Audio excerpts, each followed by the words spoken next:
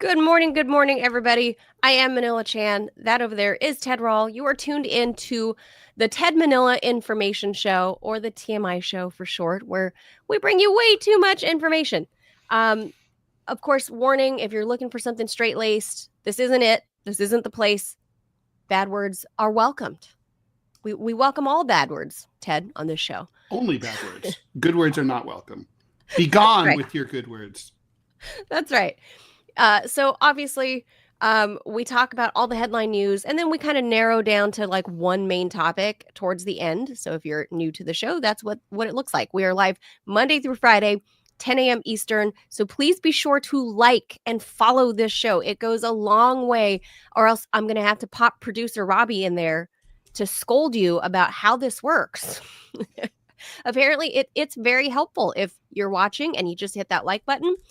It's going to help us grow organically because we are doing this on our own. And, we're totally independent media as they come, Ted. No investors. So independent that we're like we're blowing in the wind like a leaf from a tree. So independent that we're like a homeless person, talking to ourselves, rambling as we knock into people in the street. We're so independent. We're like a rogue asteroid veering through the solar system, sometimes close to the Earth. So we're so independent. We're like a rabid pit bull coming to sink our teeth into your leg. That's how independent we are. Okay. We were. If we were samurais, we would be Ronin. That's how independent we are. We were unburdened by what had been by the Biden-Harris administration, right? That's not even fake news. Like I'm not being hyperbolic. That's literally how we have found ourselves here. So that's true. If you are in the position to help monetarily, that's appreciated too, especially on the Rumble feed. It doesn't feel like it's been 1,000 years since we really thought about Kamala Harris, right? Doesn't it feel like sort of like she's going to run for governor? It's like you might as well just mention like it would be like an old man, George Washington and Kamala Harris coming up to you in the street and saying like, "I was screwed over by Adlai Stevenson," and you'd be like, "What?" It's almost like, you can rattle off these old names like, George Harrison and this, any name from like 100 years ago, and then you throw in Kamala Harris and you're just like, oh yeah, that's just kind of part of it's like she's one of those people who are like, you're sort of like wait, Mick Jagger, he's still alive? You know what? I gotta be honest. Roberta Flack, when she died yesterday or the day before, I didn't know she was still alive. Killing me softly with his song. But I didn't know. By the way, I didn't know that the title of that song, and she had so many big hits, but it was Killing Me Softly with his song. With his song. Like, what does that mean? It's very strange. Like with this song. Like a bird song, like the bird. I don't know. Obviously, who am I to criticize? I mean, she's the one who's got Grammys, not me. But she's Roberta Flack. But to your point about Kamala Harris, same thing. I was like, oh, I didn't know that Roberta Flack was still alive until today. Oh, okay. Oh, well, I didn't know she wasn't alive.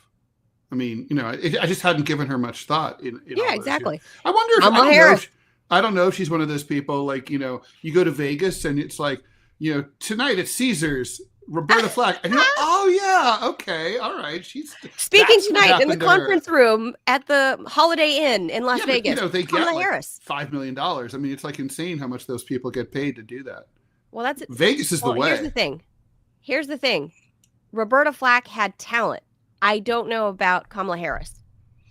Oh no, no. I mean, look. Maybe she had. Look, she must have had. I don't know. I don't say must have. She may have had some kind of political talent that worked internally to get her appointed, which is what she was, appointed to Attorney General and stuff like that. But I don't know. I mean, there's no. I mean, I did study this when she was running. I did a lot of research. Around with the mayor. She really wasn't very. I don't think she was a good prosecutor. No, she wasn't some prolific lawyer or whatever. She wasn't a great senator. She didn't really accomplish much, although she wasn't in the Senate very long. And you have to be there 25 years before they let you do anything. That was an Obama, lift up. So, that it seemed like her whole career was just that there was some man behind her giving her a boost. Well, she was telegenic. So. That's the only thing I'd give her. She's pretty. Sure. Yeah, she would have honestly, what her true level really would have been like. This is the voice of Tulsa, Eyewitness News, Channel 12. It's like, this is Kamala Harris and the Eyewitness News team covering all she's of pretty Tulsa, and Western Tulsa, Eastern Tulsa, and around the metro area. We're on hurricane watch or tornado watch in Tulsa. Exactly. That would be her. But I mean, that's not hundreds of Tulsans on alert tonight. I'm just gonna say. She's gonna run for California governor. I covered this on my Friday podcast. No question. And it's getting out little there. Question. Very little question. Very little question. I mean, the thing is, the only thing is, there's two main reasons to doubt it, though. First of all, governor is a hard job. You have to work, and California is a big state with a lot of issues. You got to work hard. So I mean, I haven't seen that in her. She doesn't seem to really have that. So she might not want it. And also, it doesn't really pay that well. There's not that many ways to grift as governor. I mean, you can certainly. I think she would make more money giving the speeches, like you said. But But power is intoxicating, Ted. But she can give those speeches. She can do the whole martyr thing. Yeah, power is intoxicating. Also, I could see her. I could really do nothing job, like college president. That's the way. They don't do anything, It's so great. She can kick off for like 3 months at a time. No one will even know she wasn't there. True. Somebody would. She just leaves her jacket on the back of the chair when she at her desk. Right. She walks away for where's lunch. the president? Oh yeah, she must be. She's down the hall. She'd probably be like president at like Berkeley or something. That's. Oh yeah. That's. Well, and by the way, those UC chancellor jobs. They pay insanely well. I mean, those are 7-figure jobs while they're slashing the UC budget, and UC students have to go for 5 years to get a 4-year degree because they can't get enough classes because so many of them have been gutted and canceled. So yeah, she could do that, although it's too high profile. Like I said, she's lazy. I could see her at Pepperdine or something more like that. Chill college, not the UC system. No, Reed College up where Steve Jobs went in Portland. It'd be like totally like we major in dude and lead. Everyone's like blunted out like like every morning and nobody cares. It's like totally. It's like if it's 7:00, it's LSD o'clock. Yeah. Well, I'm keeping my eye on that because that's been all the buzz the past like week and a half. Since the fires stopped in California, and now she's popping up. Paused. She's popping up at all the Red Cross events and all the shelters and whatever. Is she? That does seem to presage a gubernatorial run. Yeah, I think. No, I mean I think it's better. I think it's more likely the right than not. thing to do. I think it's 65-35. She'll run. Yeah. I think she's going to run. She's going to suck all the oxygen out of the race, and California will get more of the same. It's an appointment. Newsom is just going to hand the baton to her. So that's what I'm going to tell everybody to keep an eye on. I've been talking about it on my Friday podcast, but I'm putting it on this show now. So YouTuber Pittsburgh dude is asking, Ted, would you say that Gavin Newsom has been working hard or hardly working? Look what we can do. Pop that up right there. Yeah. That's cool. I would say he's been, harder, not hard enough. Let's put it that way. I mean, the state's a mess, but harder than she would work, I think is fair to say. Agree. I agree. I think he actually is smart. I think he actually works a has little. Ability. I think he actually does do some work. Do I agree with his style of governing? No. Well, I mean, just look at how completely out of control the cities are. I mean, and have been for a long time. It predates him, California's been spinning out of control for 30 years. That's my point is it's going to be more of the same if and when she, to me, inevitably runs for governor. She's because every other Democrat in California, because it's whoever it is going to be a Democrat, but they are all going to step down because she's next in the pecking order. And that's how that works. right? Especially in the Democratic Party. You're not going to challenge the pecking order. No, the analogy is it's the exact analogy is it's 2000. Hillary Clinton wants to be senator from New York, so they kick out this Democratic lady who was really qualified and had been working really hard and was, and they're like, yeah, you don't worry, we got your back, we'll take care of you. Well, look what they never did. Bernie, they just got rid of her. Bernie, 2015, 16, they sandbagged him, and they got him in line. They shivved him, and they got him in line. So nobody's gonna get in front of Harris if she decides to announce, because remember, elections are next year. Gavin Newsom is termed out. He's term limited out. Mm-hmm. So the field is wide open. Gavin goes to MSNBC. That's what happens to him. Don't you think? So, yeah. Either that or Sunday morning panelist. I can see that. I mean, the big white teeth and the slick back hair, the spray tan, he's made for TV. So I mean, look, I think it'd be awesome if he became like a professional surfer. Have you seen those Jimmy Fallon parodies of Gavin Newsom? Oh my God, they're amazing. It's I think it's Jimmy Fallon's, if I'm not mistaken. I think it's Jimmy Fallon's brother who plays Gavin Newsom. And basically, and he's basically like, dude, we got some really rad stuff for California. And it's okay, I didn't know that. That's his brother. Wow, I think so. Yeah, talented family. I used to like Jimmy Fallon when he was back on SNL, and then he became this host, and and became like TDS. I hate crazy. All of those late night TV shows. I really do. I mean, they're all terrible. Gutfeld is kicking their ass. Yeah, that's true. Although, again, it's amazing. We talked about this yesterday. He was a joke, but he was, instead of telling jokes, he was the joke. But now it's it became a thing. It's a thing now. Yeah. It's a thing now. So, I mean, more power to him. That's all I got to say is you're trying to just launch, we came up with our silly name because we're we couldn't think of any name. And we're like, TMI. Well, Gutfeld's not exactly a super exciting name That's either. what I'm saying. So, Gutfeld. Gutfeld sounds like a very bad Lower East Side delicatessen where it's like, oh, did you hear that Gutfeld's got closed down? The pastrami was it had bad pastrami, and the everything bagel didn't have nothing in it. Yeah, but Ted, I really like the marble rye. At Gutfeld's. Gutfeld sounds like a very bad deli. Yeah. Well, that guy went to Berkeley. Did you know that? Ooh, that might have been what inspired him to become so contemptuous of woke culture. Mm-hmm. Anyway, we're way off topic, very much so. That's okay. It's our own show. We don't have a guest today, so we're kind of all over the place. Our main topic today is supposed to be this mineral wealth shakedown from Trump, and supposedly the deal can be signed on Friday. We'll get into that in the back half of the show. Zelensky. So Thursday we're gonna get Starmer. Keir Starmer. Kiss the ring. I don't know what's gonna happen with Keir Starmer here on Thursday, and then Friday we're gonna get old Zelensky here, supposedly, potentially, to sign some mineral deals. By the way, it's Seth Meyers' brother who plays. Interesting. Who plays Gavin? Well, Seth Meyers used to be on SNL also. Mm-hmm. So that's a talented family. Mm-hmm. Okay. That makes it. He does look like him. Okay, yeah, the guy. Yeah, I know who you're talking about. To me, those people are all interchangeable. I'm sorry. Great impression. That was very good. Okay, so with that, I'm gonna hit the jaws and let's get over to some actual headlines. Jaws it away.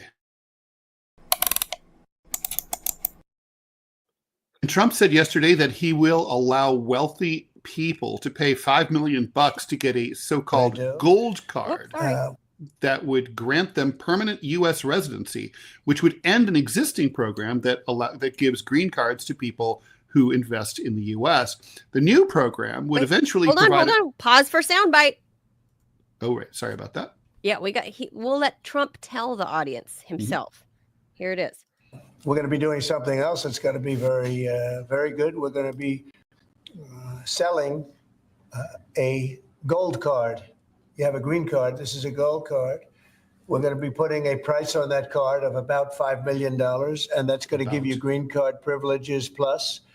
It's going to be a route to citizenship, and wealthy people will be coming into our country by buying this card. They'll be wealthy, and they'll be successful, and they'll be spending a lot of money and paying a lot of taxes and employing a lot of people. And we think it's going to be extremely successful. Never been done before, anything like this, but it's something that we're going to be putting out over the next, would you say 2 weeks, Howard? Do you want to say a couple of words? All right. It's so funny because like in the article itself, it says that there was, when Trump says there's never been anything like this before. Well, actually, there's something like that right now. But anyway, the new program would eventually provide a pathway for full citizenship. Companies like Apple could pay $5 million to get approval for highly skilled workers to come and live in the U.S. Trump says the Robbie's U.S. cringing, by the way. could sell over 1 million or more gold cards. I sincerely doubt that. He'll probably sell as many of those as he sold Trump steaks. The new gold card system would replace the current program that Trump apparently doesn't know about called the EB-5 program. I remember this, which was launched in the 90s. To channel foreign investment into economically marginalized areas and to try to create local jobs.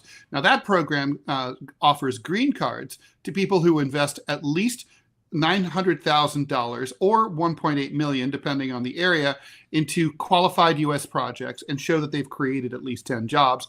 Spouses of these people and their kids also get green cards. The program has been plagued by fraud, although it also enjoys strong bipartisan support from states like New York that have benefited from the program. Under EB-5, each country gets no more than 7% of the program's 10,000 visa annual quota, which creates long backlogs for countries with a large number of applicants like China. Congress reauthorized the EB-5 program for 5 years back in 2022, meaning that it expires in just 2 years, tightening the criteria for the program.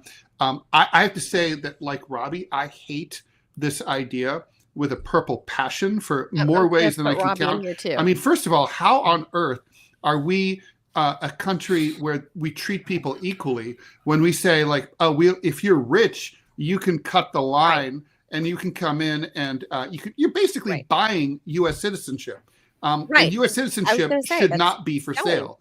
And you know, it's like, look, we should attracting foreign. I'm not even sure I want to attract foreign investment to the United States. It comes with all sorts of fraught problems, but I certainly don't want to sell citizenship to these rich, you know, assholes who want to come to the U.S. and exploit us. I mean, like, fuck it, no. Look, I was doing real estate in Los Angeles when I came back from the Middle East in 2010, and there was, so that would have been under Obama. There was a home buyer program, because obviously the economy just tanked with the housing crash of 2008 and everything, right? And we were trying to recover. So in 2010, Obama's people issued some sort of a similar thing where they said if people bought properties valued at $1 million and above, I remember that they and their immediate family members, their children and their spouses would get green cards to the U.S. So this was a way to entice foreign buyers into. Of course, now $1 million is a hut in San Francisco. Right, it's a hut in Los Angeles. I got to tell you, but at the time in 2010, that was like, oh, you get a pretty good house, and you know, talking 15 years ago, and I can tell you from my own personal experience with the clients, I had a flood of wealthy Chinese business people. I had literally.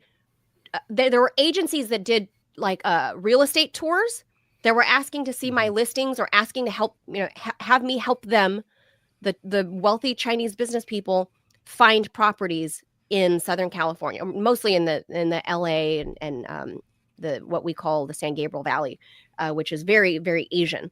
Of course, that's where my family is.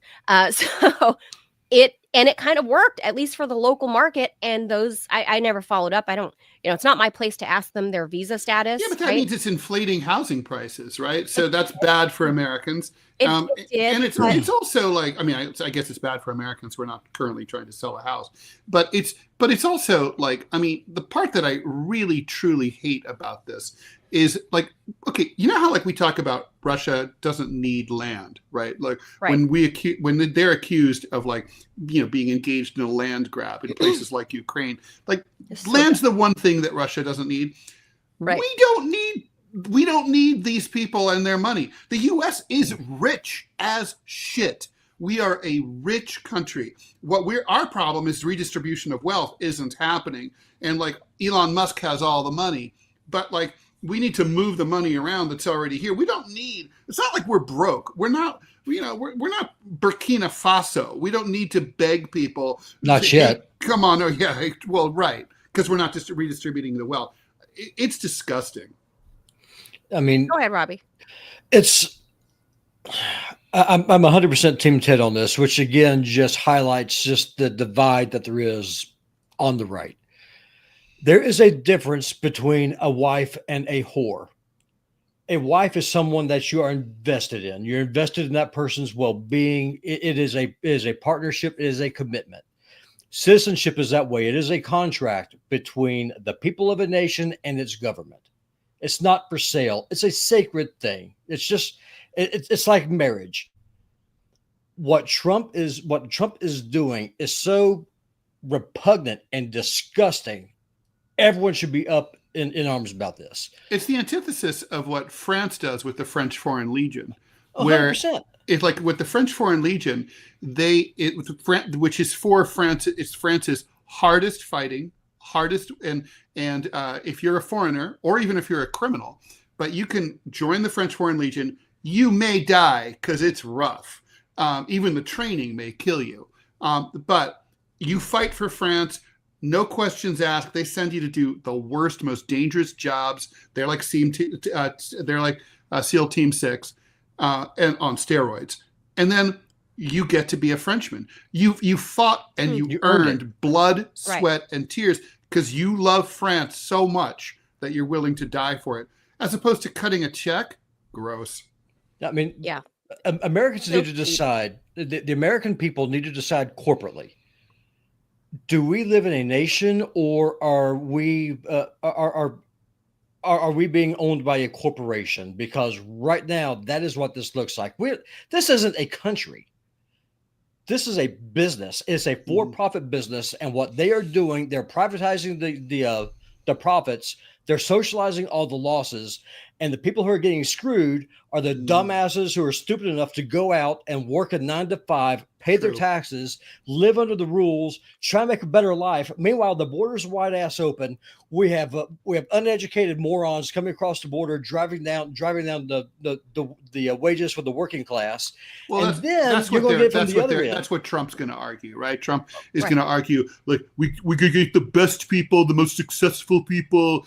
People never see. They'll bring all the money. Look, they're not this like is also they're not like you the educate your own so. damn people. Well, you did you guys import hear the him? third fucking world. Did you guys hear what he said? He said, the idea is that he said that these rich people are going to bring their businesses and they're going to do whatever, and they're going to stimulate and hire people. This is kind of like an immigration version of Reagan's trickle-down economics, right? Like this is that's exactly right. What it is.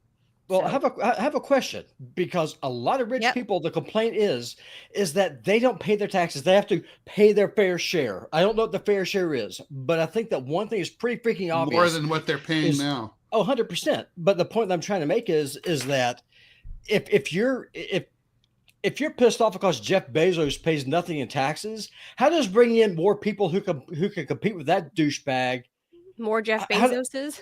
Of course, because what you're going to do is that you're going to park your money overseas. You're going to be paying taxes on that. This whole thing there's is no requirement. Stupid. It's a good point, Robbie. I mean, there's no point. There's no requirement here that these people don't take tax deductions and don't use all the loopholes, or that they pay a certain minimum rate. I mean, they can avail themselves of the tax code just like anybody else, any other rich person, and they would. Why wouldn't they? 5 million is cheap for these foreign wealthy people. I mean, that's nothing. It is so nothing. If you're going to sell, at least, I mean, it's the difference between if you're a girl and you're like, okay, well, this guy's going to take me to Denny's and this guy is going to take me to French Laundry. Well, here's the thing, and this because I am legitimately pissed off about this. I know you are. That's why I popped you on. It's just symbolism, of course, because it's not going to involve that many people, but still.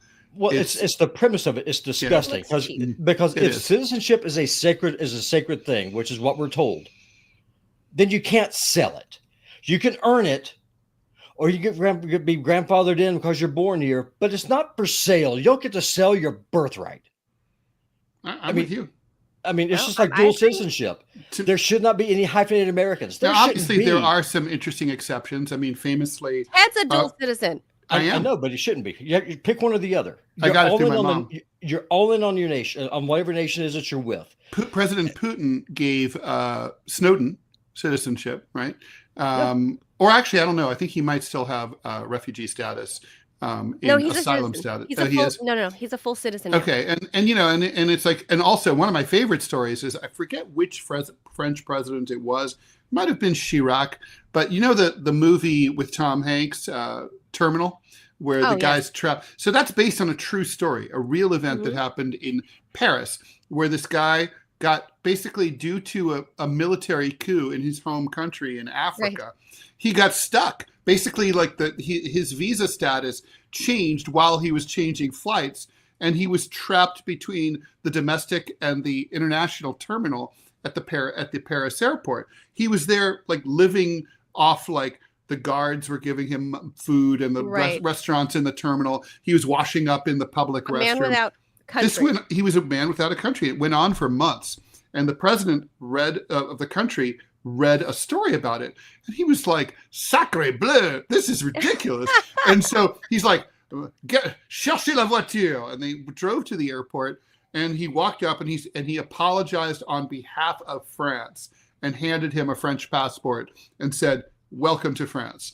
Now, you are now a French citizen. But I would rather see things like that than selling citizenship. And selling, I agree. Agreed. All right, Robbie. I'm pissed. I got to banish Robbie back to the background. To the ether. Back into Thanks, Robbie. Okay. All right, keep going. South African President Cyril Ramaphosa's priority as Group of 20 president is to overhaul global institutions that he sees are too skewed in favor of the West. Trump, however, may have just beaten him to it by taking a wrecking ball to the G20. What ought to have been South Africa's moment in the sun as first ever host of the forum has been overshadowed by Trump's fight with Ramaphosa over domestic land laws, equality policies, and the war in Gaza. Marco Rubio will not be joining his fellow foreign ministers from the world's leading economies when they meet in Johannesburg tomorrow. Treasury Secretary Scott Bessent said late yesterday that he also won't travel to the G20 in order to focus on domestic matters, whatever those are.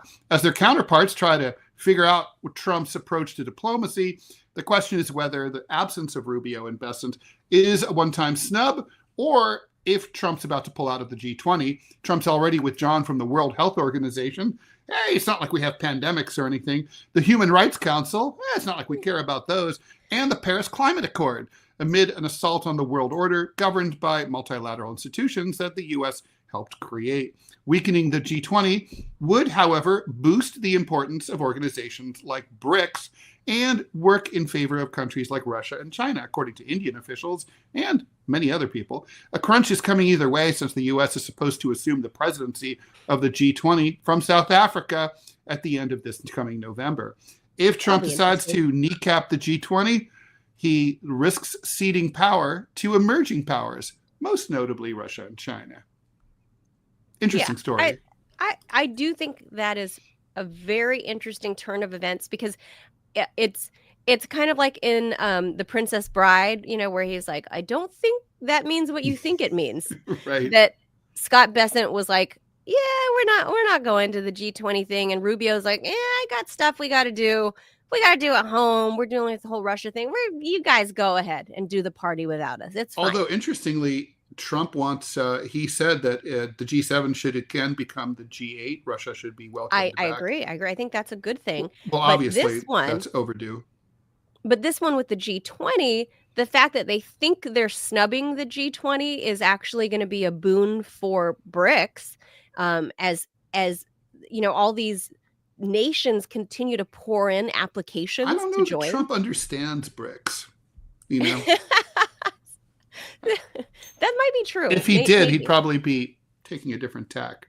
Well, the reason, the real reason that the U.S. is not at the G20 is because they're having a spat with Ramaphosa about the whole Afrikaans white farmers minority, and that the Trump administration is backing them and saying, we'll give you visas. Speaking of visas, we'll give you visas. Just come here. If your land has been stolen, we'll just grant you a visa. Just come over here. And Ramaphosa's like, that's not happening. I'm not, this is fake news. We're not doing that to people out here. And the Trump team and Ramaphosa's team have had sort of a slight rift on the whole Afrikaans farmers. So that's why they're not going to the G20. That's actually the real reason. They're not saying it, but that's the real reason. That's what they're angry at Ramaphosa about. Ramaphosa's angry at Rubio about, because they're saying it's eminent domain, basically, what's happening in South Africa. And the Trump administration is somehow not cool with that, given that Trump is a real estate magnate, and I'm sure has probably made deals with the local government in New York City. Ted, you would know more than me, for eminent domain on stuff. I just feel like that might have happened in the course of 40 years that he's been building. Maybe. Yeah. I don't know, but that's the real reason that they're not there. And I think it's actually going to be a good thing for BRICS, because I think BRICS is the future. And I think once Trump gets current on what BRICS actually is, I think he'll kind of have FOMO.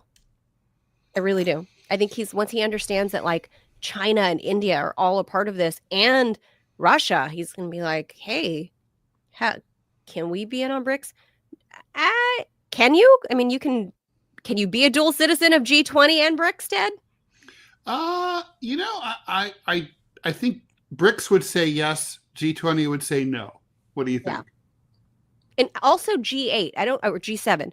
I don't think the G7. You know what? They should have all the Gs. There should be like a G12. I know. It's like they all sound like car engines. Like they should have like best shoemakers of the G12 of the best shoemakers in the world. Perfect. G10 of the best handbag companies. Right. The G11, the number one producers of collectible seashells. It's just G everything, like best. Can we be more original? Yeah, it's very strange. All right, earlier this week, Friedrich Merz, who we talked about yesterday, Germany's chancellor in waiting, made an astounding declaration. The Americans are indifferent to the fate of Europe, he said.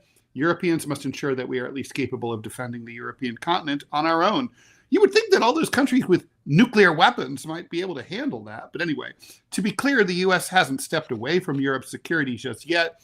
But Trump's aggressive posture towards the EU on trade, free speech, and Ukraine has made the specter of abandonment feel real. The EU would have to replace some 300,000 U.S. troops, as well as hundreds of tanks and artillery pieces, according to one report, at a yearly cost of about $260 billion. By the way, they wouldn't have to replace them, okay? But if they were to replace them, that's how much they cost. The implication that they have to replace them is that if they don't, they're going to be overrun by, I don't know, the Burkina Fasons or somebody. Nobody's out to invade Europe. Nothing's going to happen. Right. Anyway. Well, no, Putin is the threat, remember? Yeah. Oh, yeah. Putin. He wants to reestablish the USSR and expand it. Yeah, no, he would take over the entire world and Mars and Venus if he could. That might be. He might want to conquer Elon Musk to go to Mars. Yeah, that's all part of his dastardly plan. Not even SpaceX. He just wants to conquer the territory that is Elon Musk, and just conquer Elon Musk conquer personally. Elon Musk. Yeah, and then get a P tape going. That will take the new USSR into Mars. You see, that's Thank how God that for will work. Such an increase would have to be financed initially by borrowing. Again, you don't need to do anything, but that could clash with with EU and country level debt limits meant to avoid financial crises. In Germany, for example, Merz said on Tuesday he ruled out weakening the constitutionally mandated debt limits, but he's reportedly working with the outgoing parliament to create a massive new defense fund. Okay, paranoid psychopaths. In the UK, meanwhile, Prime Minister Keir Starmer announced further cuts to the British foreign aid budget in order to boost defense spending to 3% of GDP by the middle of the next decade from 2.3% today. Because so many countries want to invade England and steal their awesome cuisine. That's true. Nobody's invading the UK. You go for the great weather, Ted. Let's not forget. right, exactly. England, very famous for the fantastic weather. Go for the weather. Stay for the sandwiches. I mean, like, what on earth? It's like, I love that. Like, no, you don't have to. Like, I remember, it's like after 9/11. I was like, why are you invading Afghanistan? Afghanistan had nothing to do with it. And people would say, well, we have to do something. I'm like, no, you don't. You really don't have to do anything at all. Nothing at all. You never have to do anything. You never have to do anything. Yeah. Just be there and just exist. Think. And, the default mode should always be to do nothing whenever you're faced with a problem. And then to be like, okay, best to do nothing rather than rush in like a fool. And so, yeah, well, I don't know why heads of state feel compelled. It's like being possessed by a demon, Ted. Like you're suddenly compelled to respond to every little thing and compelled to respond in a kinetic and terrible way. Good word. Yeah, that's exactly right. I mean, I think that the proper approach to 9/11, for example, would have been to treat it like an international criminal case and ask the Taliban to, which they offered to do, to extradite those that we suspected to be involved. The Taliban said, please send information that links Osama bin Laden, and we will extradite the person. If they treated it like a true criminal investigation, rather than trying to go to war immediately, they would have found and have the person straight to Saudi Arabia. I mean, that's who's on screen right now. It would have gone exactly. straight to Saudi Arabia. And have the ICC and the ICJ prosecute these things. That would have been the way to handle it. Make it a crime against humanity, not a crime against like New York and Washington. But they had to militarize something that really wasn't a military thing. But it's an act of terrorism. That's what it is. This whole terrorism should be treated like a crime. Zelensky had pitched this. Well, first, let me go even further back. Macron, during his first term in office, when he was very, very newly minted as president, the first time, he first floated that idea of a whole European defense group that's not NATO, it's just EU. And he's since then kind of backed off, right? So it's been roughly 10 years. I know. So then when Trump comes into office the first time, the Europeans, again, are like, skittish about Trump and he's not going to have our backs and blah, blah, blah. Biden comes in. They're like, oh, yay, we get to have war on our continent in Ukraine. Awesome. Okay, so they like that. Now, Trump's back in office and they're like, oh, no, here we go again. And Ukraine basically says, hey, we should have a European defense group and Ukraine should be a part of this. And no U.S., like this is strictly just the European continent, wink, wink, so you guys can keep me in office and help me fight Vladimir Putin.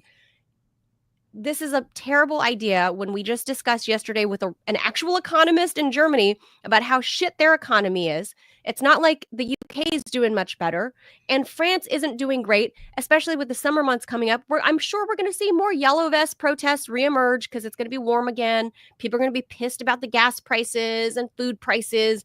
especially with bird flu getting all around everywhere. It's going to be in everybody's food supply. We're going to see all kinds of, the French love to protest. So that's true. The French are not afraid to get out there and be like, WTF, we hate you, fix this. And none of these major economies in the EU are going to have the political will or strength to put together a EU-only military. Sorry, Zelensky, not going to happen. It's so dumb. They don't have the money for it. They don't have the money for dumb. It's dumb. Period. Yeah, look, Europe's big priority right now, besides dealing with the migrant crisis, ought to be to deal with the demographic crisis. They have too many old people, not enough young people to pay for all the old retirees. That's their big problem. That's where they should be directing their money, to pay for the retirees and not let the whole system collapse. Increasing your spending on defense, stupid defense, that was part of the broader Yellow Vest protest. Yeah. That was part of the broader Yellow Vest protest. It began with petrol prices and then later became like a whole retirement age thing. Like, they have their own crises. They don't need to create another crisis by creating a new military alliance where it's just really not needed. You're members of NATO already. Like, even if the US left, NATO would still exist. So there you go. There's your European, alliance of forces. By the way, we have a personal. We have some breaking news that I have a personal connection to. The breaking right now. The opinion editor of the Washington Post, David Shipley, is leaving. Apparently pushed out by Jeff Bezos. Jeff Bezos says the opinion section, will now narrow to defend personal liberties and free markets. I am of America and for America and proud to be so, Bezos said in an email to Post employees. Our country did not get here by being typical. And a big part of America's success has been freedom in the economic realm and everywhere else. Freedom is ethical, and it minimizes coercion and practical. It drives creativity, invention, and prosperity. Okay, those are words, I guess.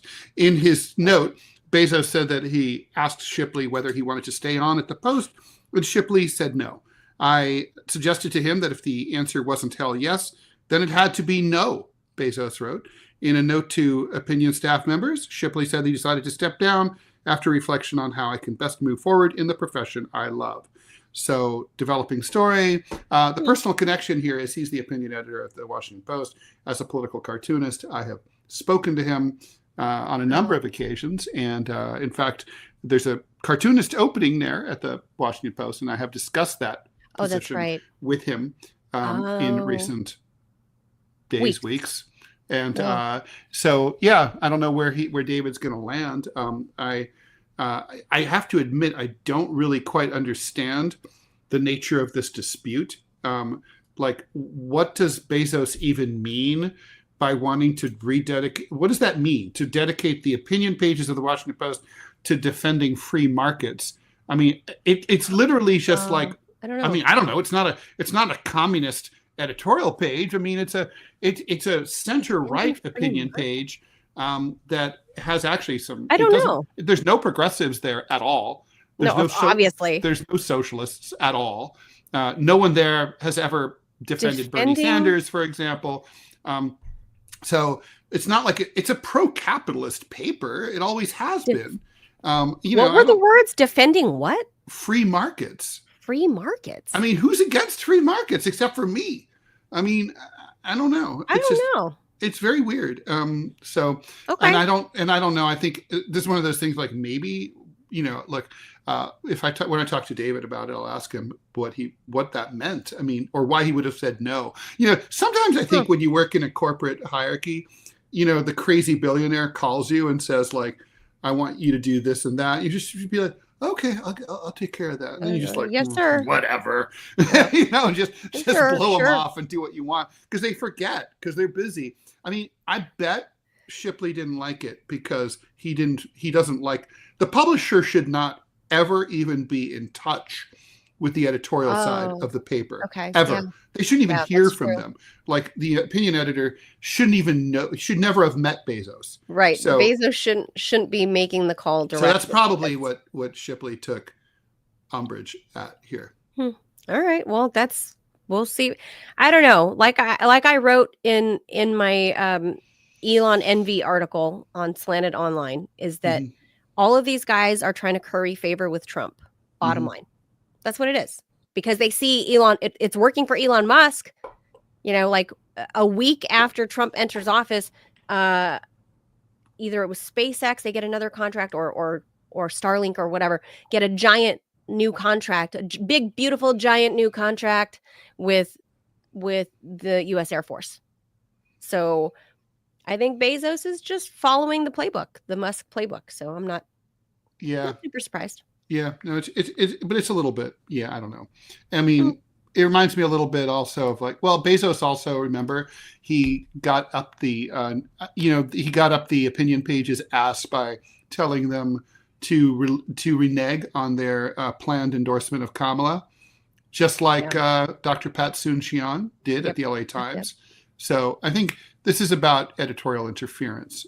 That's really what the story is here. It's about, well, for them, it's about their business interests. Democracy dies in darkness. But still, like, what do you mean? Like, I would just be like, what does that look like? What are we supposed to do? Just hire a bunch of people to write op-eds to say, like, free markets are awesome. Capitalism, fuck yeah. I don't know. Like, I don't know this guy, so you do. So I don't know. Is he the type of guy to push back against Bezos to like actually? Obviously, he was. I think he probably felt like push back in the moment, not after the fact. No, he's a very temperate dude, and I mean he's exactly my age. So you know, I mean, I hate to say, like, I don't know, us Gen X cusp kids, we are a steady, calm group. It takes a lot to rile us up. Although we are slow to anger, but the anger burns hot. And when I'm at the other end. Once you cross me, right? It's same for me. But once you cross me there and you push me, I will. If it goes too far, rageful. That's how I am. It takes a long time. And I'm not afraid of my bosses or managers. I mean, it takes a long time to get me to boil over. But when I hit that boil point, I will let you know right then and there. I've known some people. There's people I could refer you to who've known me for 30 years who could say, I have never seen Ted Rall angry or raise his voice. Yeah, I have people like that too. But you know, like, in this industry, if you don't stand up, I think Shipley got pushed. He, I think, so this definitely has the vibe of like the straw that broke the camel's back. All right. Sky watchers are in for a treat this week as 7 planets, Mars, Jupiter, Uranus, Venus, Neptune, Mercury, and Saturn, will all be briefly visible in the evening sky. They teach the kids now as Uranus. That's right. Uranus. It's Uranus. known as I was trying to pronounce it that way. It's known as a planetary parade, and it's a rare event. This will be the last time that all 7 planets can be seen simultaneously this well until the year 2040, by which time we will all have died. The best chance to see as many planets as possible will be just after sunset on Tuesday, Wednesday, Thursday, and Friday. 4 of them, Mercury, Venus, Jupiter, and Mars, will be visible to the naked eye. I don't know why your eye has to be naked. Why can't it wear some clothes? Saturn will be harder to see because it will be low in the horizon. I know what they meant. You will need a telescope to spot the other 2 planets, Uranus and Neptune. I'm 61, so I can still say Uranus. In other space news, the likelihood of the 2024 YR4 asteroid hitting the Earth and killing us all is now 0.001%.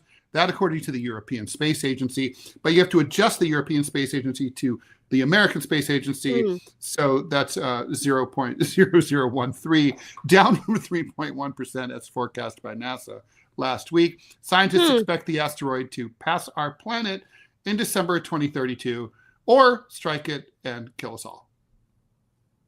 Yeah, I don't know. I don't know how to do conversion rates, Ted. So I don't know how to convert that. XE.com, they do that for you. I do want to see, I need to look up in the night sky because supposedly this is the peak tonight, and tomorrow will be the peak nights that you can see. In New York, you can't see shit, so there's no point. No, there's too much light. Well, I mean, I just don't know how big I mean, they're obviously going to look like stars in the sky, but I don't know how big it's going to look. So maybe it's even noticeable from New York. I don't know. but I need to look up. You have to be well. You can't be near a city. Light pollution. I know. Gets in the way. I know. Yeah. I'm like 8 miles from. Team Robbie, he could see it. Yeah, exactly. He just chimed in. He's always able to see that stuff. He gets to see the northern lights and stuff. Yeah, he gets to see like the Milky Way and stuff like that. That's amazing. Yeah, I hope I can see asteroids with my naked eye. Yeah, with your. I will not say it. All right. 3 Englishmen went on trial yesterday for their alleged 2019 theft of a satirical golden toilet from an art exhibit at the sprawling 18th century Blenheim Palace in southern England. Prosecutors claim that 5 dudes broke through a window and stole the functioning 200-pound gold toilet in under 5 minutes. Right, no word on whether they were working for Donald Trump. The 3 men deny the charges, while a 4th pled guilty to burglary. The toilet has not yet been recovered. Maybe it's being used right now. The piece, insured for $6 million, was created by the artist Maurizio Catalan in 2016. He's an Italian artist known for creating provocative pieces, often for comic effect. Titled America, subtle, the piece debuted at the Guggenheim Museum here in New York, where hundreds of thousands of people actually used it. In 2019, the piece was moved to Blenheim Palace, the traditional seat of the Dukes of Marlborough, where Winston Churchill was born, whose father was the 3rd son of the Duke, obviously. The theft occurred days after the exhibit of Catalan's works opened. The 18-karat gold, that's about 75%, is believed to have been quickly melted down and sold. I don't know how they know that or why they think that. Right. But, it's like... I'm also wondering if Saddam Hussein were still alive. I would say maybe they had stolen it for one of his palaces.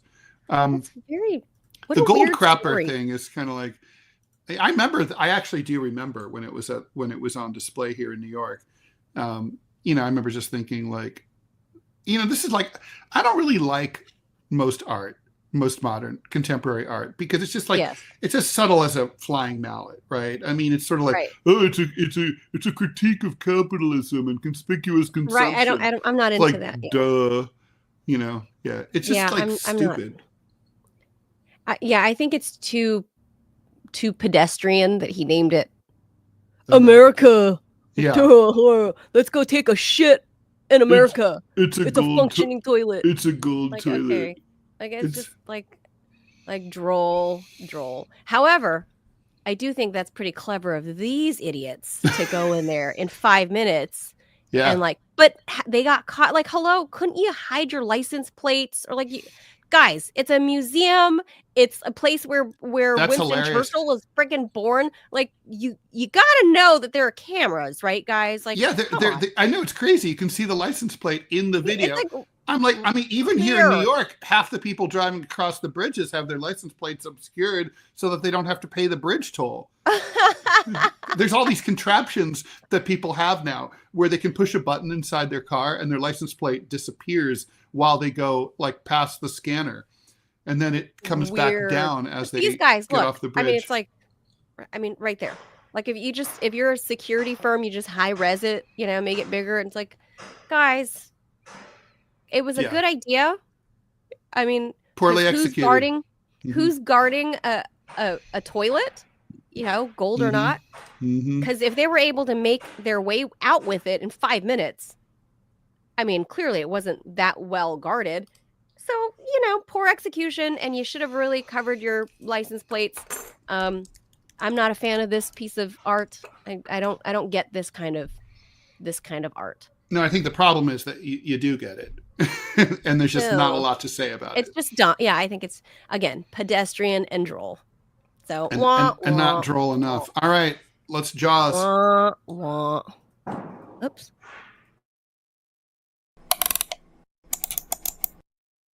Our main topic. When the Russo-Ukrainian War began back in February 2022, the U.S. and the West promised to help Ukraine win, but they only provided enough weapons for parity, turning the conflict into a meat grinder of attrition. And Biden didn't just give money and arms to Ukraine, they were loans. Now that Ukraine has clearly lost the war, you would think that Russia, as the winner, would ask for money as reparations, but they're not doing that. Actually, it's the U.S., in an act that would have shamed the British Empire at the height of its colonial era, The Trump administration is calling in the American debt by forcing Ukraine to turn over a substantial percentage of its mineral wealth, crippling the Ukrainian economy potentially during its post-war reconstruction phase. A source familiar with the contents of the draft agreement says it doesn't specify any U.S. security guarantees or continued flow of weapons, but says that the U.S. wants Ukraine to be free, sovereign, and secure. Zelensky refused to sign an earlier draft of a minerals agreement as Washington sought rights to $500 billion in Ukraine's natural wealth. Kyiv protested that it had received far less than that in U.S. aid, and the deal lacked security guarantees. Under the terms of a draft minerals agreement, according to sources familiar with the content, the U.S. and Ukraine will establish a reconstruction investment fund to collect and reinvest revenues from Ukrainian sources, including minerals, hydrocarbons, and other extractable materials. Ukraine will contribute to the fund 50% of the revenue minus operating expenses and continue until it adds up to $500 billion. The U.S. would provide a long-term financial commitment to the development of a stable and economically prosperous Ukraine. I don't see how those two things go together. Asked what Ukraine would get in return, Trump cited the $350 billion that we've already spent on Ukraine and lots of military equipment and the right to fight on. Let's talk about the bizarre and embarrassing specter of a superpower shaking down its defeated ally. There's a lot to unpack here. It's really weird. You're muted. Let's hear Trump's actual statement on it. It's about a minute or so. So let's have a listen. Ukraine and this mineral deal. What does Ukraine get in return, Mr. President? $350 billion and lots of equipment, and military equipment, and the right to fight on, and originally the right to fight. Look, Ukraine, I will say, they're very brave and they're good soldiers, but without the United States and its money and its military equipment, this war would have been over in a very short period of time. In fact, I was the one that gave the javelins. You remember the famous javelins? That was me. That wasn't Obama. It wasn't Biden. It wasn't anybody else. It was me. And they wiped out a lot of tanks with those javelins. And the expression was that Obama gave sheets and I gave the javelins. That was a big deal at the time. It wiped out. That was the beginning when people said, wow, that's something. Well, that was American equipment. Without American equipment, this war would have been over very quickly. And American money, too. I mean, a lot of money. So that war fighting equipment and the ammunition, that's sustained going forward for Ukraine. And how long is it sustained? Well, it could go forward for a while. And maybe until we have a deal with Russia. Look, we need to have a deal with Russia. Otherwise, it's going to continue. But now when Americans put up their money, the taxpayer money, and the president approves it, we're getting our money back in some form. But it could go on for a while or it could be settled quickly. I think it's going to be settled quickly. I spoke with President Putin. I think he wants to settle it and wants to get on with life. So that's kind of curious to me that, like, okay, so my read of this is that I think Trump is not only trying to recoup whatever he views as American losses by investing in this failed venture called Ukraine. So I understand that part. I think that's pretty easy to establish.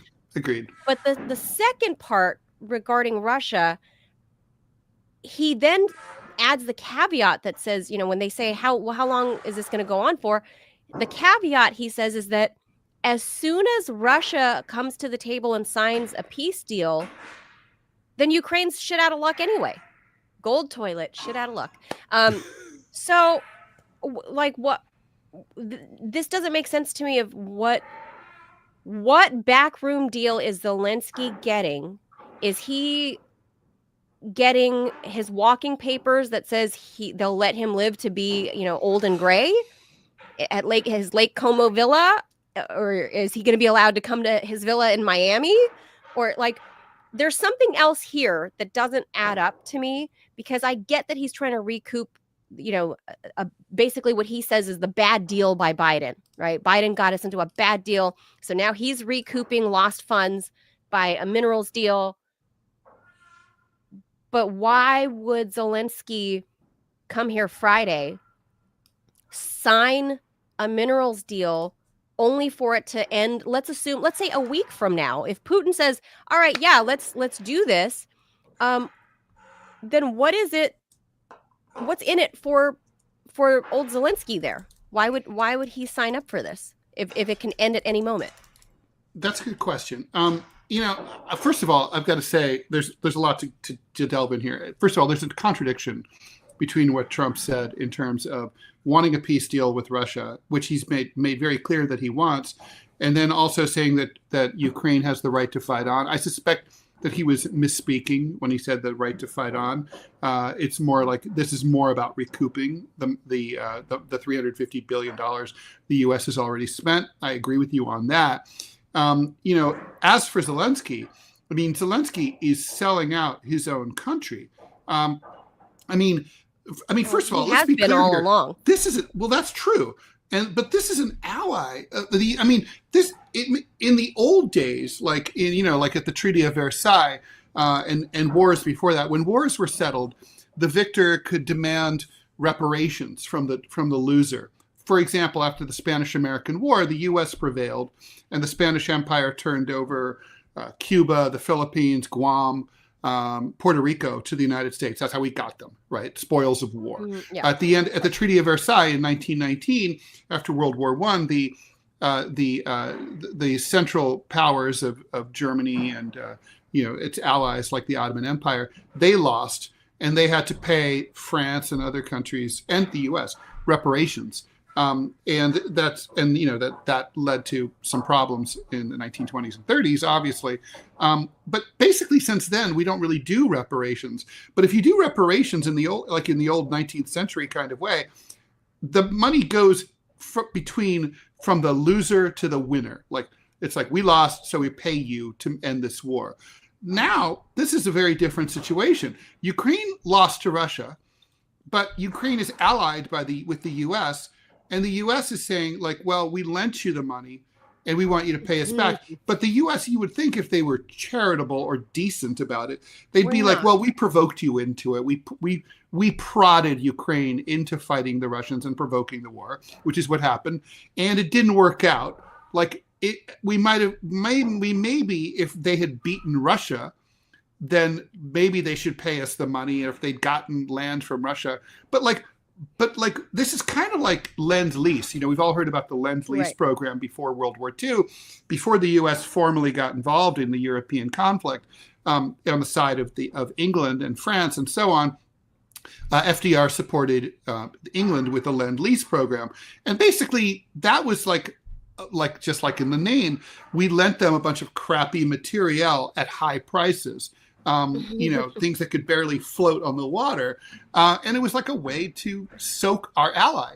It's not really a very proud chapter in U.S. history once you scratch the surface. But it's kind of like the same thing. This is kind of like, remember how Bush and Cheney said, once we take over Iraq, we get to keep the oil? And of course, obviously, that's not true because, well, we could have. Trump would have, I guess. This is Trump said he would have kept the oil in Iraq. And he's still talking about that in Syria. That's what this is, right? So this is piracy. It's looting. I'm not a huge fan of Zelensky, but this is definitely very, like, if you're Ukrainian, this is gross. Okay. The U.S. pushed this war. And the Ukrainians. You sound appalled, Ted. I'm not appalled. I'm appalled. It's really gross. The U.S. doesn't need this money. The U.S. doesn't matter. It's like this was our war. It was our proxy war.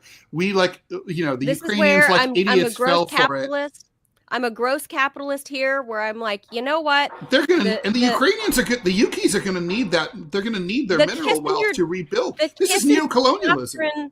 The Kissinger doctrine has been around for 45 years, where, his famous quote, and I'm probably butchering it and paraphrasing, but, it says to be an enemy of the U.S. is dangerous, but to be a friend of the U.S. is deadly. This is what it is. Like, if the new way. True. No, I mean, all I'm saying is it's Zelensky knew. Is my it's point. really gangster, right? Zelensky Trump is being knew. gangster, but also Biden has his role in this too, because Biden made it alone, right? So if you make it alone, you can't expect the loan's necessarily going to be forgiven. It's a loan.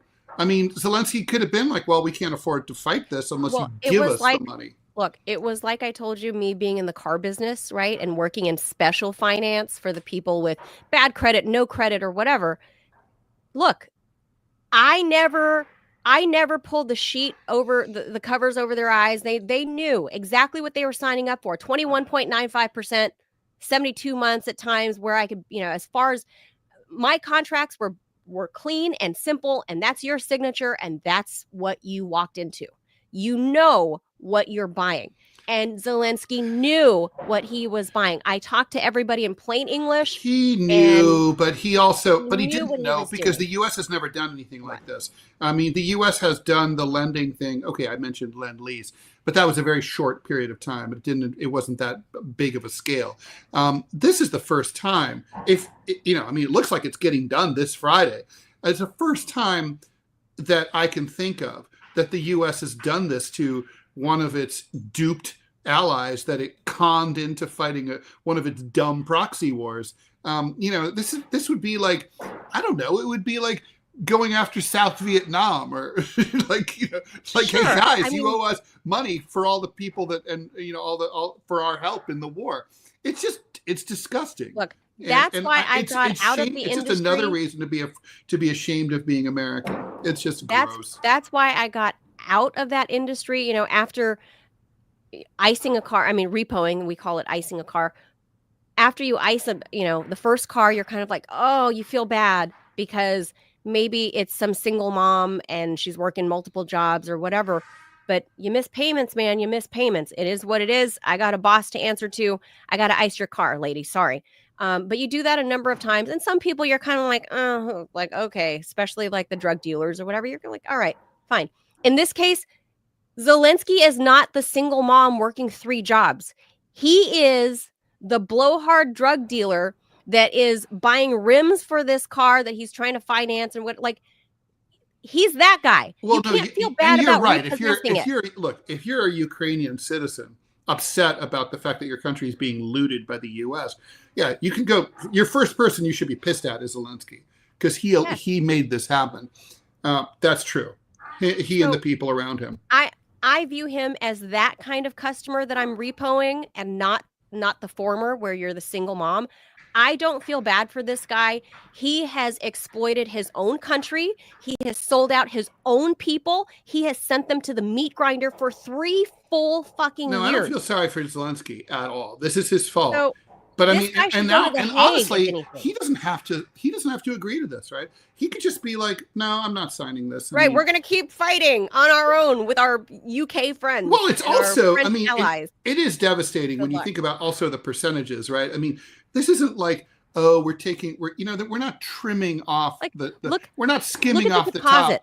We're not taking 5% of the look at the of deposits their mineral on wealth. that map. 50%. I mean, really, imagine if the U.S. had to pay 50% of its mineral deposits to foreigners. I mean, in perpetuity. What? So look at the mineral deposits on this map that this reporter. Well, the dark red areas have one thing in common.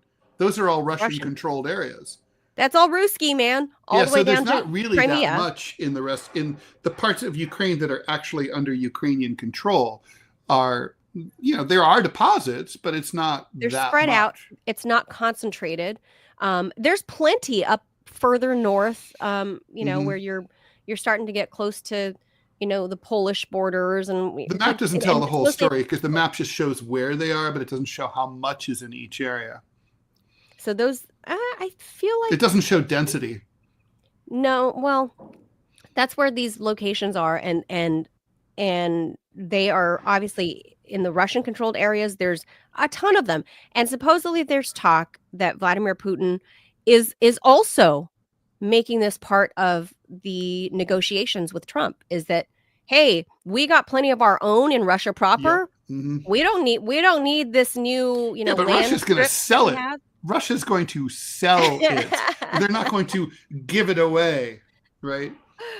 Yeah, but this is the U.S. wanting to acquire every ounce of lithium and cobalt and whatever that they can do, because this is a race against China. That's really what it is.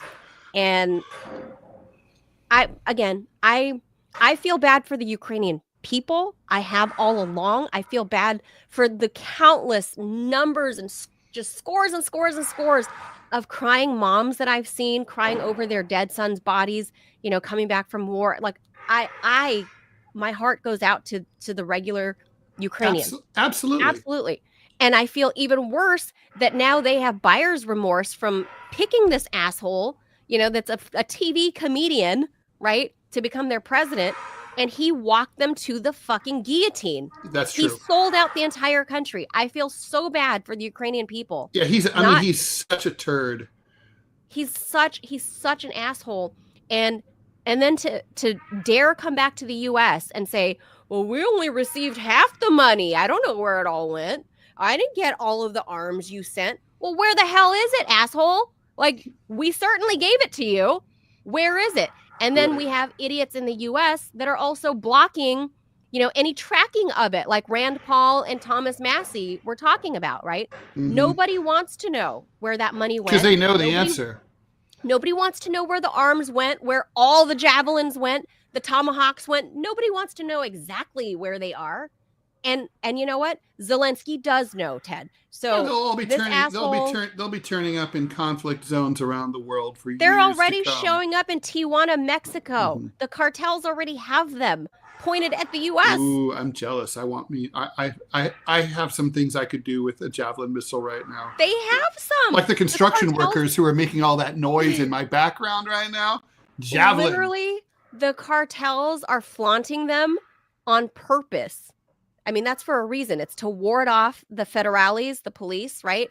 And ward off the U.S. Marshals and DEA to be like, look what we got. We got brand new stuff fresh off the black market. Now, the thing is, though, from Ukraine. Manila, I do want to I think it's important historically, though, that we put this into context.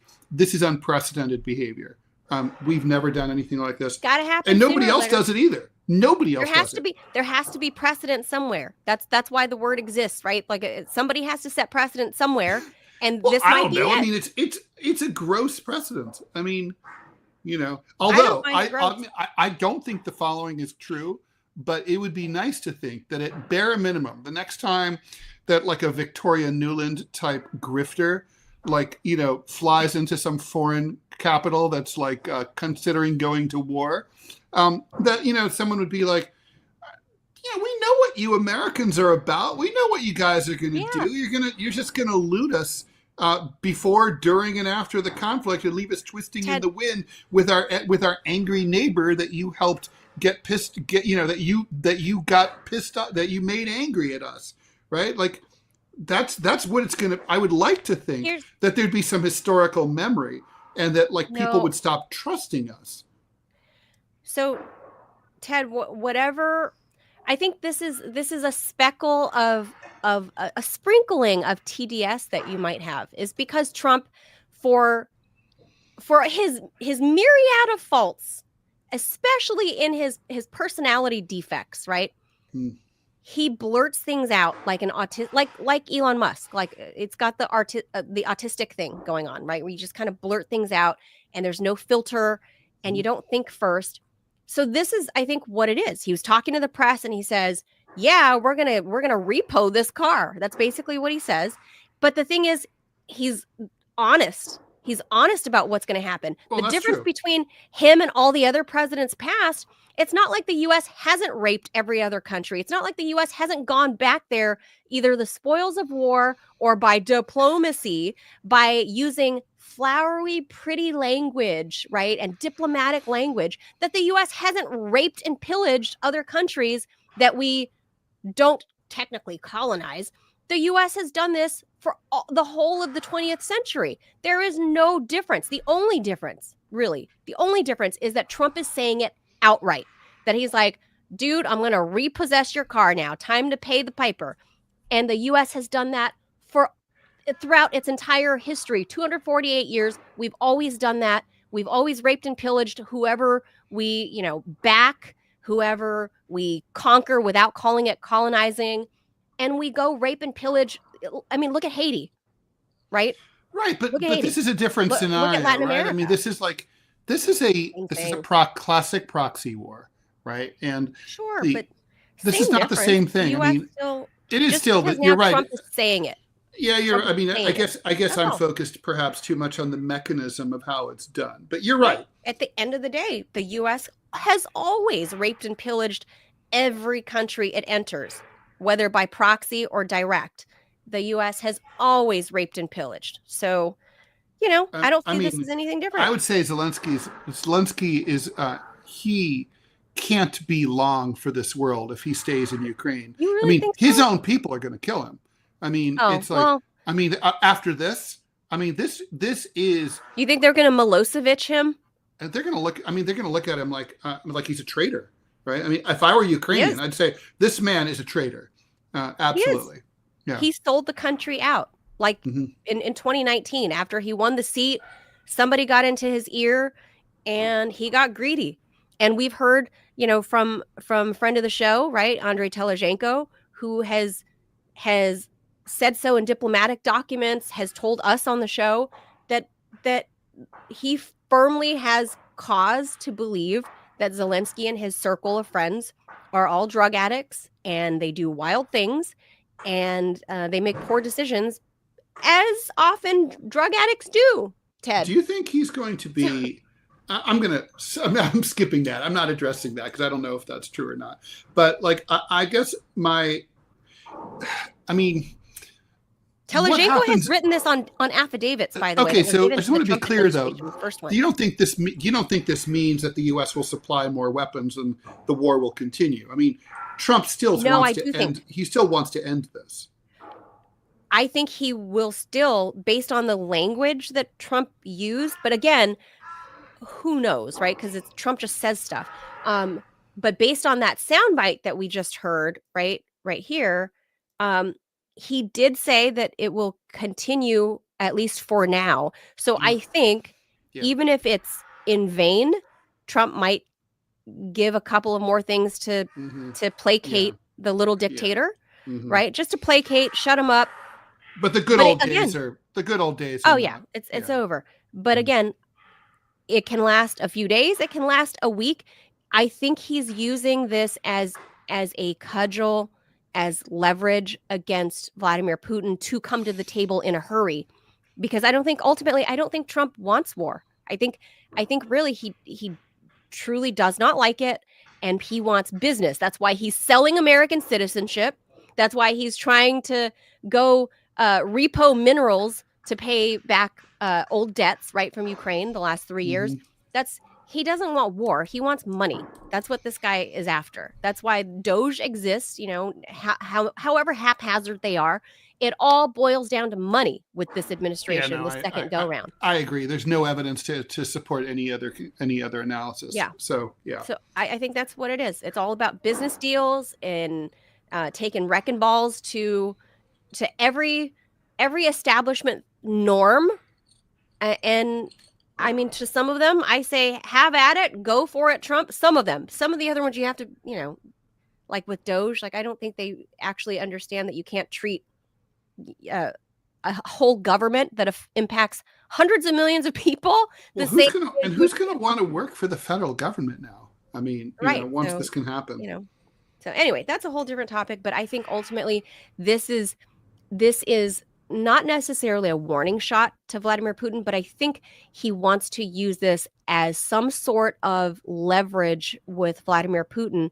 And maybe it's to better his terms of this potential sale of the product that's in Crimea, the product that's in Donbass. I mean, who knows? Maybe the quality of the product across that red strip there, maybe it's better, right? And maybe that's what he wants, and he's going to use it for a better. I mean, we don't know what kind of minerals, by the way, either. We just know these are deposits. So maybe cobalt and lithium. People have been talking about rare earths, but apparently it's not.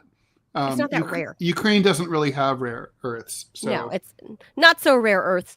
And we don't know what they are. So right. Just minerals. I think this is a negotiation tactic aimed at Vladimir Putin and less. I agree. This is yeah. You know what? I mean, what Trump does when he cuts a deal, it reminds me a lot of these stories. I forget which movie it was. I heard a producer talk about but basically it was like the producer wanted 2 big Hollywood stars in his movie, but both of them said no one wanted to be first. So he goes to Clint Eastwood and he's like, Meryl Streep's in. Are you in? And he's like, oh, if Meryl Streep's in, I'm in. He goes to Meryl Streep. He's like, Clint Eastwood is in. And she's like, well, if Clint Eastwood is in, then I'm in. But then they got together and it's like, no, I wasn't in. No, were you in? No, I wasn't in. But it's like, well, we're in now. So, I mean, I think it's kind of like that. He basically pressures both sides, sort of like a real estate agent. They do that, right? They tell the seller, I was selling a top floor apartment and and I was the seller and the broker said, oh, no one wants to live on the top floor. Right. I remember that story. And then they told the buyer, top floor, it's the best. Oh, fantastic. And then we get together, we meet at the close. And it's like, wait, she told you what? I feel like that's almost some shit I would do, almost, because almost it's business, maybe.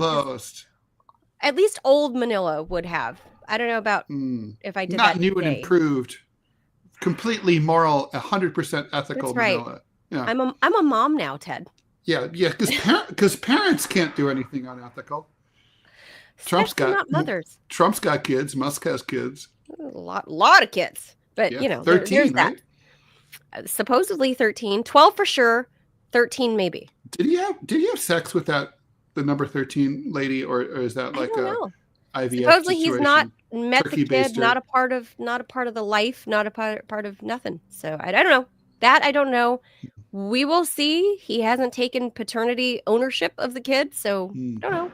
But at any rate, this is. But he hasn't denied it either, so. No, so it's kind of to me. I mean, I'm a student of denial, official denials, and it's like when something's not true, there's a hard hitting that is not true. That did not happen. I will sue you if you say otherwise. And that's a real denial. And then Michael Jackson said. There's the sort of, I don't really know about that. That's not a denial. Billie Jean is not my lover. She's just a girl that says, I am the one. By the way, I never understood how Michael Jackson could sing that song, much less he was probably a virgin at the time. Yeah, and gay. Yeah. So, I mean, yeah. I don't know. That I don't know. That I don't know either. Yeah. That I don't know well, we don't know any of those things. But I mean, I was totally let me just say, you don't really strike me as Michael Jackson as a master coxman who's laying pipes throughout the hood and impregnating ladies all over the place. I don't see it. We have talked about this. We have talked about Prince, for example. I loved Prince. Well, Prince was a coxman. Prince was somehow very sexy. Prince apparently he was a complete asshole. But he's the only man wearing eyeliner and mascara that'll steal your girl. Bowie might have done that too. Oh, but Bowie pretty sexy, in his day, very sexy. Mm-hmm. But Michael Jackson, I don't know. There were women. Lisa Marie Presley married him. There were plenty of women that found him to be a sex symbol. Absolutely. Yeah. See, I just to me that's just totally. It wasn't me. But makes no sense at all. Not my thing, but I'm just saying. And hey, somebody married Zelensky, and he was punching above his weight class when he married Ola. I think that's her name. Zelensky. Ola? Yeah, did he marry her when he was already a successful TV actor, or that I don't know. But I mean, he's a wee little man, and not, it's not like he's got some Brad Pitt face on a wee little man. But that is an archetype. There's sort of the small little, jackrabbit kind of dude who he punched above his weight class. Is all. Yeah, but there are a lot of women who like that look.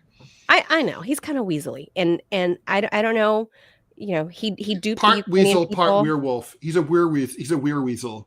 He duped the Ukrainian people on a platform of peace with their neighbor and tighter relationships with the EU, and then he dragged them into war and sold them out to Boris Johnson initially, right? And sold them out to President Biden, and now he's selling them out again in a different way to Trump.